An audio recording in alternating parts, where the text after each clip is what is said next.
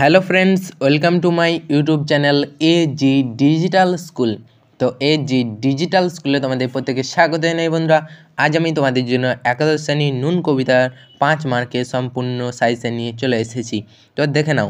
প্রথম প্রশ্ন বলছে, আমরা তো অল্পে খুশি, অল্পেতে খুশি মানুষদের জীবন যন্ত্রণার যে ছবি নুন কবিতায় ফুটে উঠেছে তার পরিচয় দাও।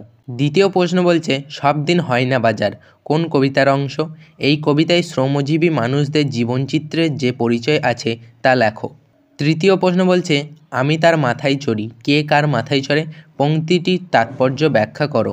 চতুর্থ প্রশ্ন বলছে, আমাদের শুকনো ভাতে লবণের ব্যবস্থা হোক, কে কাদের কাছে এই দাবি করেছে?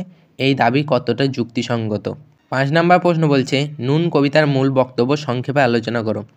তো বন্ধুরা, নুন কবিতা থেকে এই মাত্র 5টি বড় প্রশ্ন তোমরা যদি ভালো করে প্র্যাকটিস করো, তোমরা দেখবে পরীক্ষায় অবশ্যই তোমরা এখান থেকেই প্রশ্ন কমন পাবে। তো তোমরা এই প্রশ্নগুলো ভালো করে প্র্যাকটিস করবে আর অবশ্যই কমেন্ট করে জানাবে ভিডিওটি তোমাদের কেমন লেগেছে। ভিডিওটি ভালো লাগলে অবশ্যই একটা লাইক করো, আর চ্যানেলে নতুন হয়ে থাকলে চ্যানেলটিকে অবশ্যই সাবস্ক্রাইব করে দেবো। তোমাদের জন্য এরকম আরও অনেক অনেক ভিডিও অপেক্ষা করে আছে। তো সব শেষে বলি, ভালো থেকো, সুস্থ থেকো।